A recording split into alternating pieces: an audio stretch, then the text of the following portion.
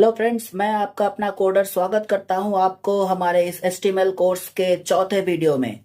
दोस्तों, आज के वीडियो में आपको काफी ज्यादा मजा आने वाला है क्योंकि आज हम सीखने वाले स्टाइलिंग।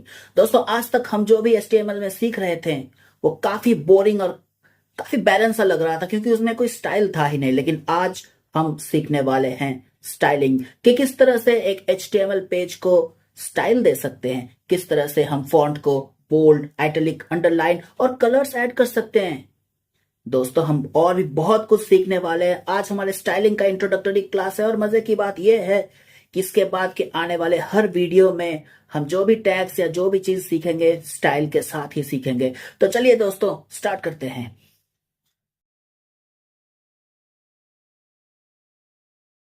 तो दोस्तों, स्टाइलिंग जो है 3 तरह से होते हैं। सबसे पहले हम देख लेते हैं कि स्टाइलिंग को हम किस तरह से डिफाइन करते हैं। स्टाइलिंग को हम लोग HTML के साथ CSS से डिफाइन करते हैं। क्या है ये CSS? CSS का फुल फॉर्म है कैस्केडिंग स्टाइल शीट। CSS के जरिए हम लोग HTML के हर चीज को स्टाइलिंग कर सकते हैं। तो ये CSS जो है 3 तरह के होते हैं। पहला है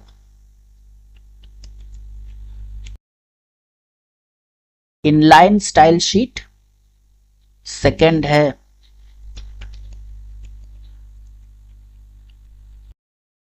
इंटरनल स्टाइल शीट और थर्ड है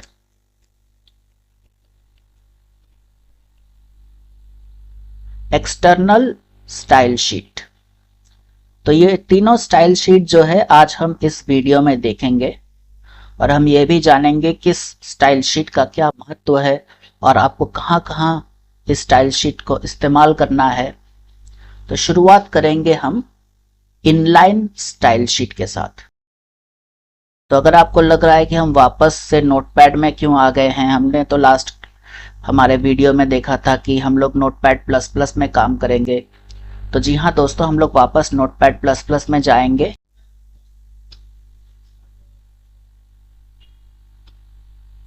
तो दोस्तों, ये है हमारा कोड जो हमने लास्ट डे में प्रैक्टिस किया था, लिंक्स।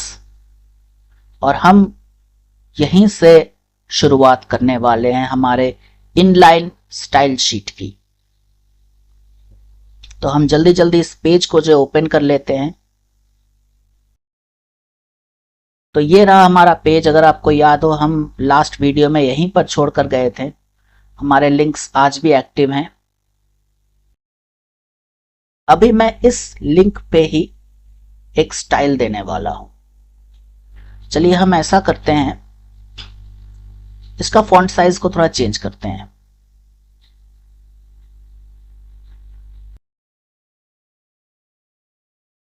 तो ये है हमारा लाइन,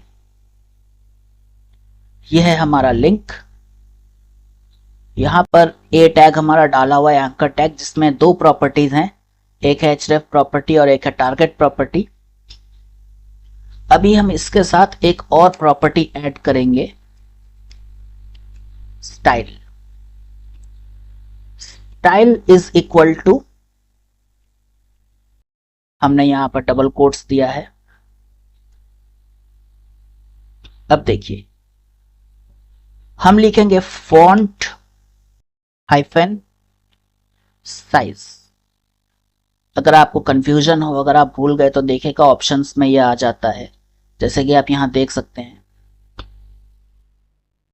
फॉन्ट साइज को हम बना देंगे, स्पेस दिया हमने एक 80 px। स्ट्रक्चर को फॉलो कीजिए। Style is equal to, style जो है इस प्रॉपर्टी का नाम है और ये पूरा चीज कोटेशन के अंदर रहेगा। कोटेशन के अंदर ही हम फॉन्ट साइज लिखेंगे, उसके बाद कोलन, फिर एक स्पेस देकर 80 पिक्सल्स, 80 px। हमने इसको यहां से सेव किया और अभी हम इसको रिफ्रेश करते हैं। तो ये देखिए, एक स्टाइलिंग ऐड हो गया, ये 80 पिक्सल्स में ये आ गया है।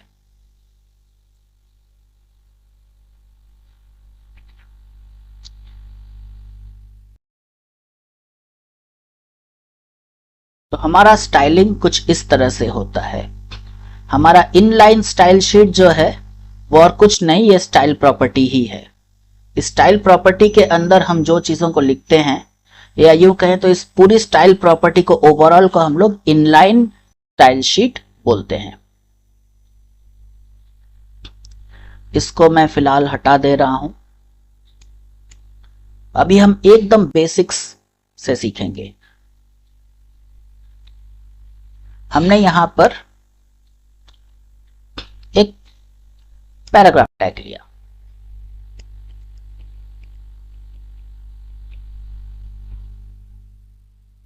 हालांकि मैंने पैराग्राफ टैग लिया, लेकिन इसमें फिलहाल मैंने एक ही लाइन लिखा है। तो मैं इसको सेव करता हूं। मैं अगर इसको रिफ्रेश करूं तो ऑब्वियसली ये लाइन जो इधर आ गया है।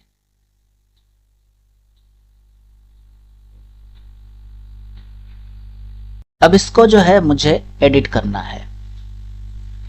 सबसे पहले मुझे इसमें जो है फॉन्ट स्टाइल को चेंज करना है। ये एक डिफॉल्ट फॉन्ट स्टाइल है। अब मैं इस फॉन्ट स्टाइल को चेंज करने वाला हूं। इसके लिए मैं एक काम करता हूं, इसको मैं क्रॉस आउट ही कर देता हूं। बार बार इधर ही मेरा माउस चला जा रहा है। खैर, यह है हमारा कोड। तो हम क्या करेंगे, पी टैग के अंदर हमने ये स्टाइल प्रॉपर्टी को दिया, ठीक है।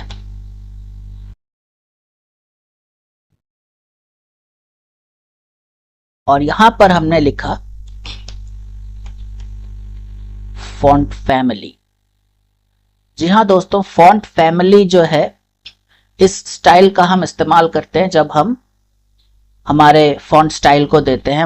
आई मीन अगर हमें एरियल या टाइम्स न्यू रोमन या पैपिरस ऐसा कोई भी फॉन्ट फैमिली को देना हो, फॉन्ट को चेंज करना हो, तो हम लोग फॉन्ट फैमिली स्टाइल का इस्तेमाल करते हैं। Font family with in the quotes only colon space. अब हम अपने फॉन्ट फैमिली का नाम लिखेंगे।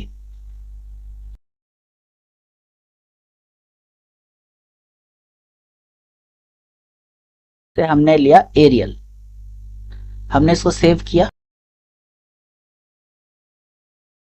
अब हम देखते हैं, तो देखिए दोस्तों, ये जो है एरियल फॉन्ट में आ गया। अभी हम क्या करेंगे, इसमें इसको बोल्ड करेंगे। इसको बोल्ड करेंगे, लेकिन इसका जो है हम फॉन्ट फैमिली को चेंज नहीं करने वाले हैं। फॉन्ट फैमिली भी रहेगा, उसके साथ एक और स्टाइल ऐड करेंगे, वो है फॉन्ट वेट।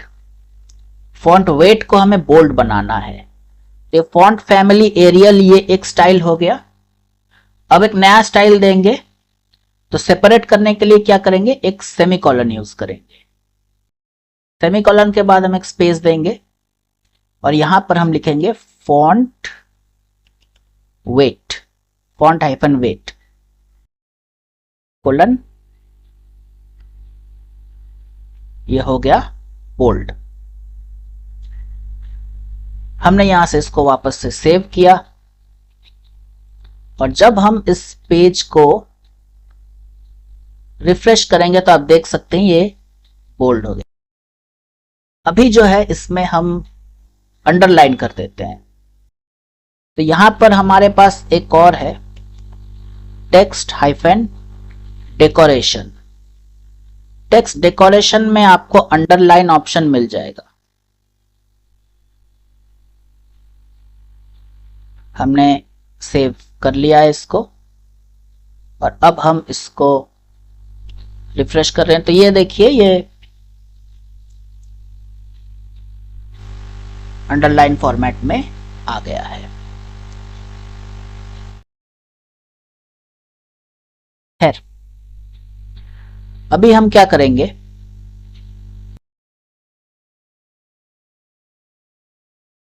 तो ये हो गया हमारा इनिशियल फॉन्ट।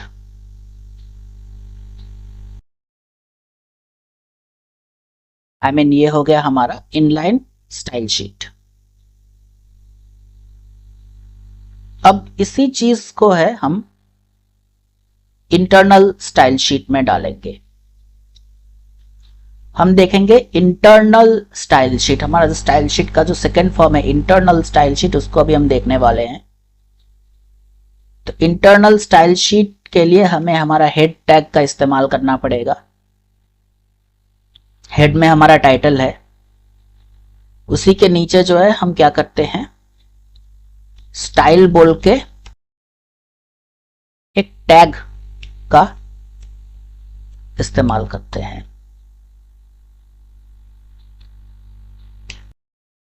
यहां पर हम क्या करेंगे,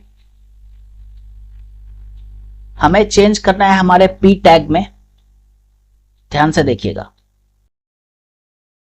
हमें चेंज कहां करना है, हम ऐसा करते हैं, यहां पर टैब्स दे देते हैं आपकी सुविधा के लिए।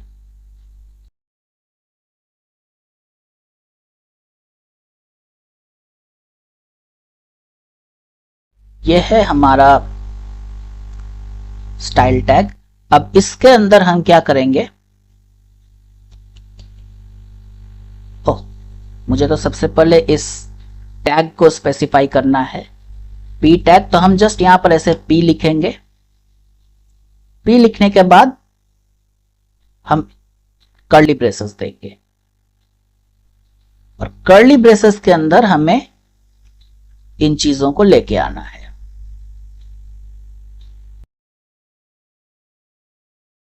हमने यहां से कट किया और इधर पेस्ट किया,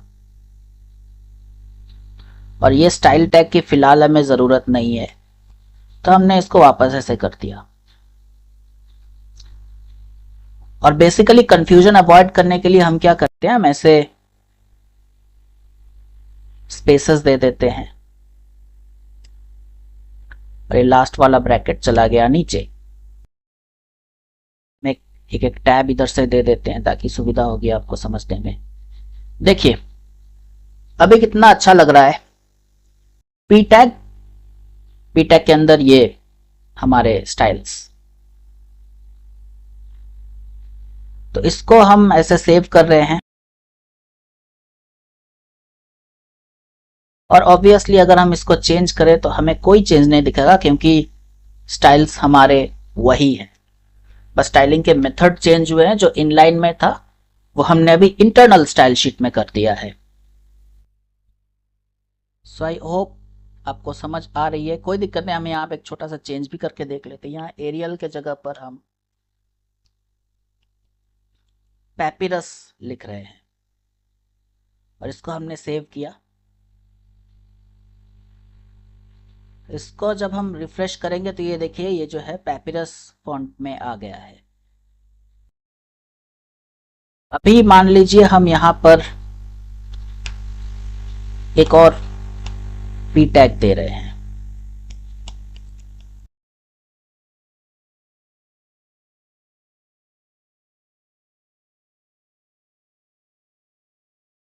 हमने यहां पर इसको सेव किया, यहां पर हमने रिफ्रेश किया तो देखिए सेकंड पैराग्राफ आ गया और इसमें भी जो है स्टाइल्स अप्लाई हो गए हैं, क्योंकि हमने इसको जो है इंस्ट्रक्शन दे रखा है कि जहां जहां पी टैग मिलेंगे वो हर जगह पर आपको जो है स्टाइल को डालना होगा।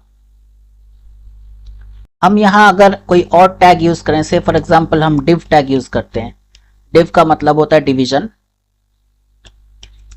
This is a division tag.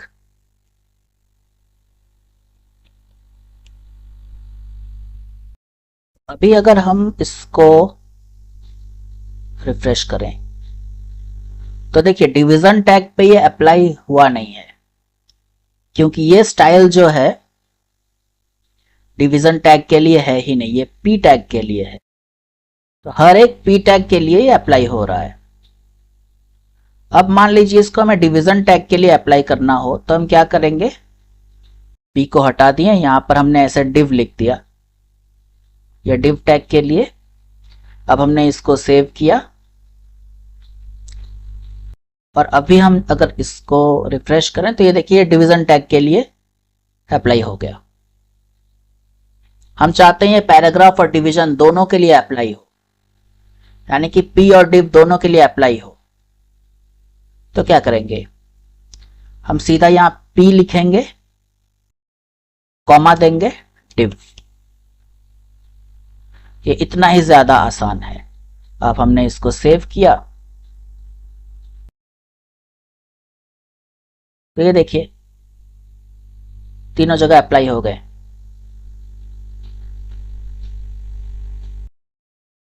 और मान लीजिए हमें इसे पूरे बॉडी में अप्लाई करना हो, यानी कि पूरे वेब पेज में अप्लाई करना हो, तो इन सब की झमेले में जाने की जरूरत है ही नहीं।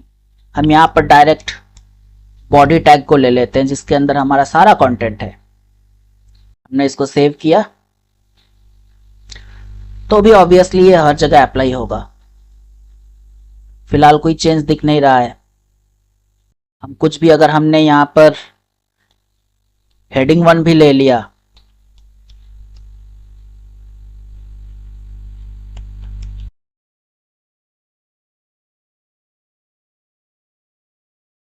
तो आप देखोगे कि ये हेडिंग 1 में भी अप्लाई हो रहा है।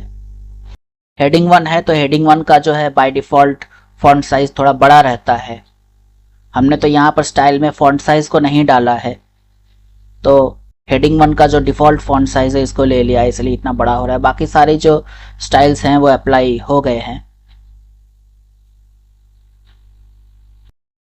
अभी मान लीजिए बिल्कुल ऐसा ही स्ट्रक्चर है और आप चाहते हैं कि स्टाइलिंग जो है सिर्फ पहला वाला पैराग्राफ सिर्फ इतना सा में अप्लाई हो, तो हम क्या करेंगे, अगर हमने यहां पर पी टैग डाल दिया तब तो इन दोनों में अप्लाई हो जाएगा।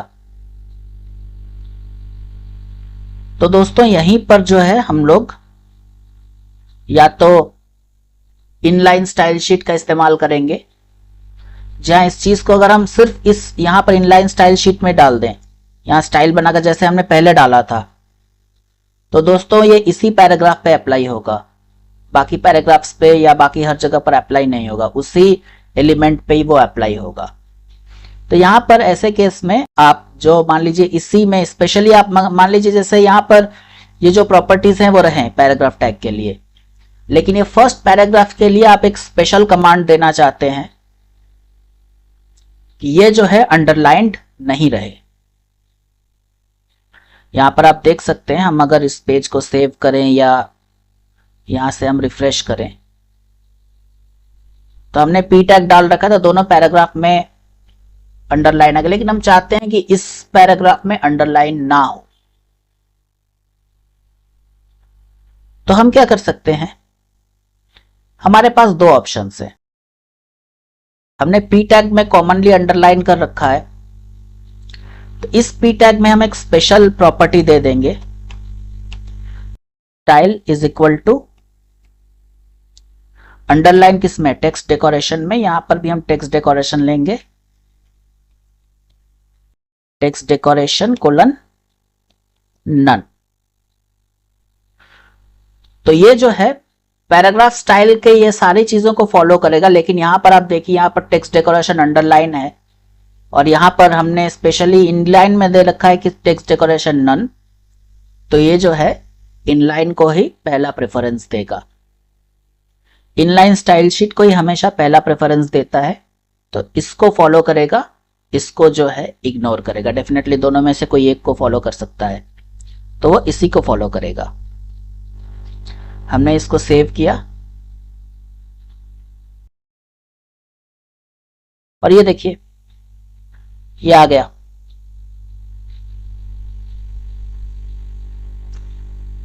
और हमने पहले ही बताया था कि ये एक प्रोसेस है, एक और प्रोसेस है हमारे पास।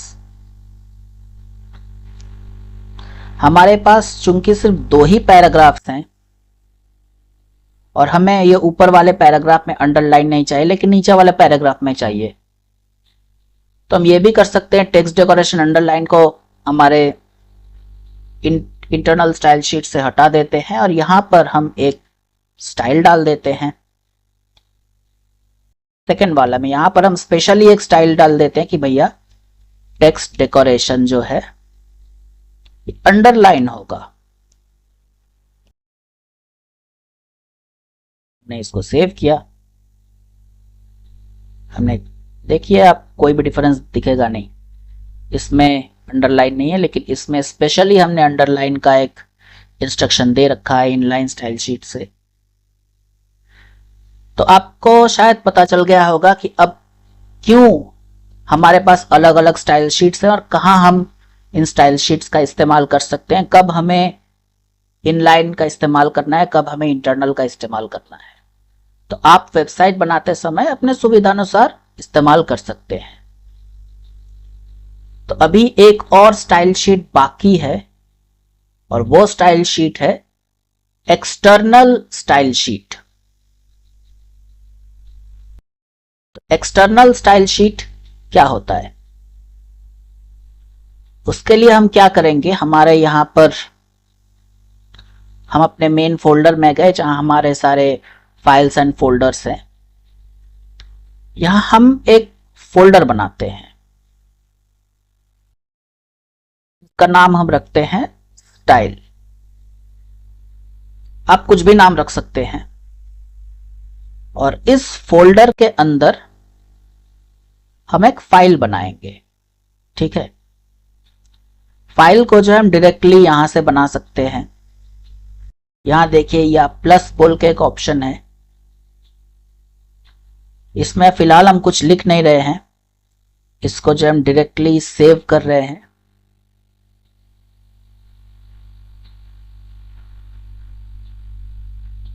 सेव ऑप्शन आ नहीं रहा है, चलिए ऐसा करते हैं, यहां पर हमने कुछ लिख दिया। अब हम इसको सेव कर सकते हैं। सेव करने के लिए क्या करेंगे, हम हमारे स्टाइल में जाएंगे और ऑब्वियसली इसको हमें डिफाइन करना है। इसका नाम हम देंगे स्टाइल डॉट, अगर आपको लग रहा हो डॉट के बाद एक्सटेंशन HTML होगा तो डेफिनेटली नहीं होगा, इसका एक्सटेंशन होगा CSS, स्टाइल डॉट CSS। ये एक स्टाइल शीट फाइल है, ये कोई HTML फाइल नहीं है। इस फाइल में सिर्फ स्टाइल्स रहेंगे। हमने इसको कर दिया सेव। अभी हम इसको फिलहाल हटा दे रहे हैं। तो अब देखिए, हमारा स्टाइल डॉट CSS जो है हमारे स्टाइल फोल्डर के अंदर बन गया है। हम हमारे रूट फोल्डर में आ रहे हैं। इनफैक्ट हम हमारे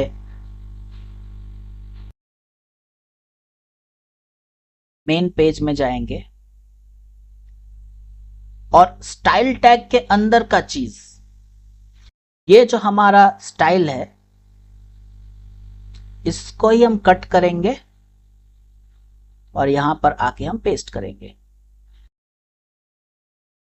अगर आप ध्यान दें तो हमने इस स्टाइल टैग को उठा के इधर पेस्ट नहीं किया। क्यों नहीं किया?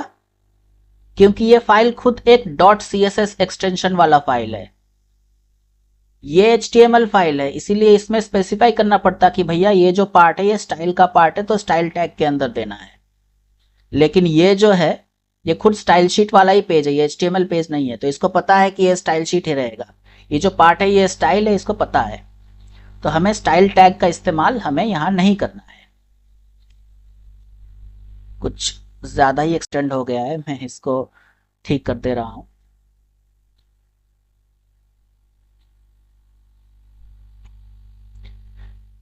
तो ये देखिए, ये हमारा स्टाइल इधर सेव हो गया। अब हमें क्या करना है, इस वेब पेज के साथ इस स्टाइल को जोड़ना है। जोड़ने के लिए क्या करेंगे, क्योंकि ये देखिए ये एक अलग ही पेज है, ये वेब पेज ही अलग है। वेब पेज तो नहीं, बेसिकली स्टाइल शीट है, लेकिन ये अलग ही एक फाइल है और ये अलग ही फाइल है। तो इस फाइल के साथ इस फाइल को लिंक करना पड़ेगा। उसके लिए क्या करेंगे, बेहद ही आसान है। हम आ जाएंगे हमारे HTML फाइल में, हेड टैग में ही रहेंगे।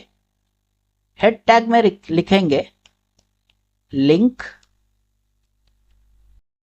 रेल, लिंक टैग इस्तेमाल करेंगे, उसमें रेल प्रॉपर्टी देंगे, is equal to style sheet. फिर एक और प्रॉपर्टी देंगे type, type is equal to text slash CSS और href यानी कि एंकर टैग जैसे हम देते हैं, तो ये भी बेसिकली यहां पर हम href देंगे। हालांकि ये लिंक है, ये लिंक टैग है, लेकिन फिर भी इधर हम href देंगे। href इज इक्वल टू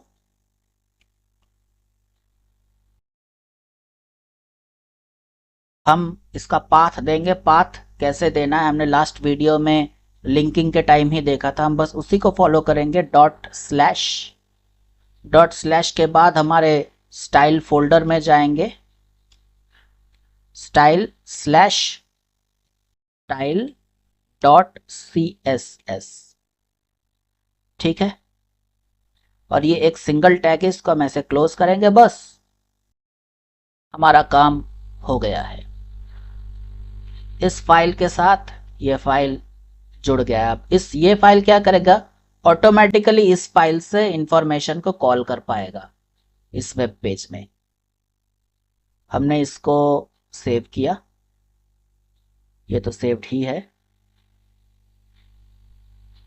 अब हम क्या करेंगे, इस पेज को करेंगे रिफ्रेश।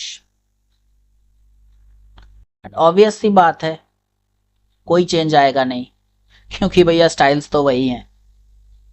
मैं ऐसा करता हूं, स्टाइल में थोड़ा बदलाव लाता हूं। हमारे पी टैग में पैपिरस के जगह पर वापस से एरियल बना देता हूं। हमने इसको सेव कर दिया। अब हम इसको चेंज कर रहे हैं, ये देखिए पी टैग जो है वापस से एरियल में आ गया है।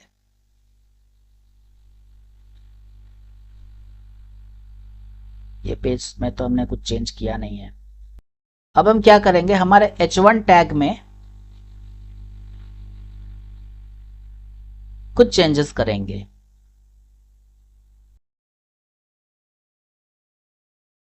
हम इधर आ रहे हैं, पी टैग जैसा है उसको रहने देंगे, H1 टैग। ध्यान रखिए, इस तरह से ही आप अपने इंटरनल स्टाइल शीट में भी लिख सकते हैं। इंटरनल स्टाइल शीट को ज्यादा बड़ा नहीं करना है।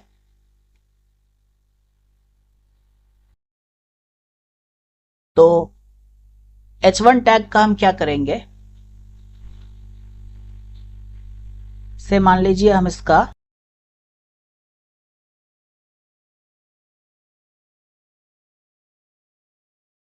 फॉन्ट साइज चेंज कर रहे हैं। उसका default font size normal font से थोड़ा बड़ा रहता है, ये H1 का डिफॉल्ट स्टाइल है। बट अभी इसका फॉन्ट साइज को जो है हम कस्टमाइज कर रहे हैं। फॉन्ट साइज 30 के बाद हम पिक्सल में देना है 30 px। अब हम रिफ्रेश करें, ये देखिए थोड़ा छोटा हो गया। बेसिकली ये कुछ भी नहीं है, 30 पिक्सल्स है।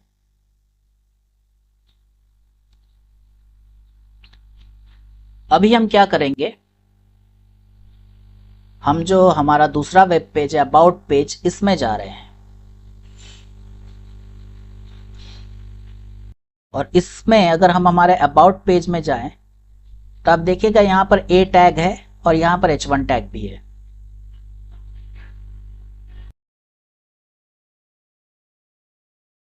तो हमारा अबाउट पेज जो है अबाउट फोल्डर के अंदर है, एंड ऑब्वियसली हमारे अबाउट फोल्डर से अगर हमें इसको जोड़ना है, हमारे स्टाइल को जोड़ना है, तो हम क्या करेंगे, हम हमारे अबाउट पेज में आएंगे, बस उसी तरह से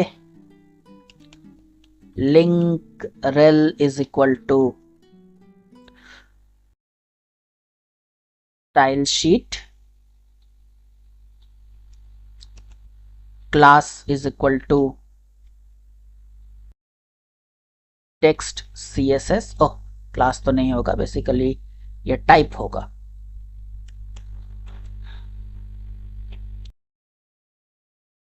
और यहां पर हम अगर href दें, हमने इसको कॉपी पेस्ट नहीं किया है क्योंकि ये इसका href थोड़ा अलग तरह से होगा। ये एक फोल्डर के अंदर है और हमें स्ट्रक्चर को समझना पड़ेगा। हमें सबसे पहले अबाउट फोल्डर से बाहर निकलना पड़ेगा, फिर स्टाइल फोल्डर के अंदर जाना पड़ेगा और फिर इसको style.css से कनेक्ट करना पड़ेगा। तो हम क्या करेंगे, डबल डॉट स्लैश करके हमने अपने मेन फोल्डर से बाहर आकर पेरेंट फोल्डर में हम आ गए। यहां पर हम स्टाइल फोल्डर के अंदर जाएंगे और उसके अंदर हम style.css के साथ कनेक्ट करेंगे। अब ये हमारा सही पाथ है, बिल्कुल जिस तरह से हमने यहां पर किया था। आप लास्ट वीडियो देख सकते हैं अगर आपने नहीं देखा है। अब क्या, इसको हम सेव कर रहे हैं और इस पेज को हम जब रिफ्रेश करेंगे आप देखोगे यहां h1 टैग में एक छोटा सा चेंज आएगा। ये देखिए, ये 30 पिक्सल्स हो गया है। तो बेसिकली क्या है, ये जो स्टाइल है, ये एक्सटर्नल स्टाइल शीट हम इन दोनों पेजों पे अप्लाई कर पा रहे हैं। यही चीज जो है एक्सटर्नल स्टाइल शीट को बाकी दोनों स्टाइल शीट्स से अलग करता है। जो इनलाइन स्टाइल शीट है वो सिर्फ उसी एलिमेंट पे अप्लाई होगा, जो इंटरनल स्टाइल शीट है वो उसी पेज पे अप्लाई होगा, और जो एक्सटर्नल स्टाइल शीट है वो आप किसी भी पेज के साथ लिंक कर सकते हो। तो मान लीजिए आपके पास कुछ ऐसे स्टाइल्स हैं जो आप मल्टीपल पेजेस में लिंक करना चाहते हैं, तो ऑब्वियसली आपको जो है एक्सटर्नल स्टाइल शीट ही इस्तेमाल करना है। तो दोस्तों ये है हमारे 3 तरह के स्टाइल्स। हमने यहाँ पर फॉन्ट फैमिली, फॉन्ट वेट, इन सब का इस्तेमाल किया है। हम लोग स्टाइल में बहुत कुछ कर सकते हैं। हम लोग हाइट वेट ये सब भी एडजस्ट कर सकते हैं। हम लोग कलर्स, बैकग्राउंड कलर्स, ये सारी चीजें भी दे सकते हैं और भी बहुत कुछ कर सकते हैं। हम लोग एनिमेशंस भी कर सकते हैं जो हम लोग डेफिनेटली देखने वाले हैं। लेकिन हम स्टेप बाय स्टेप जाना चाहते हैं। अगले वीडियो में हम कलर पैटर्न्स को देखेंगे, उसके बाद हम देखेंगे कि किस तरह से इमेजेस ऐड किए जाते हैं। जब इमेजेस के बारे में हम जानेंगे उसी समय हम लोग देखेंगे कि किस तरह से इमेजेस में स्टाइलिंग किए जाते हैं, किस तरह से हाइट, वेट और भी बहुत सारी चीजें कर सकते हैं, ओपेसिटी, ये सारी चीजें हैं। We will be seeing everything. तो दोस्तों आज के वीडियो के लिए इतना ही। आप लोग इन तीनों स्टाइल शीट्स को जो है प्रैक्टिस कीजिए। मिलते हैं फिर अगले वीडियो में। तो दोस्तों उम्मीद है आप लोगों को बहुत मजा आया होगा। आज के वीडियो के लिए इतना ही। अगले वीडियो में हम देखेंगे कि किस तरह से हम कलर्स के साथ खेल सकते हैं और भी अलग अलग स्टाइलिंग कर सकते हैं और भी बहुत कुछ है। Till then keep practising. See you next video. Bye bye.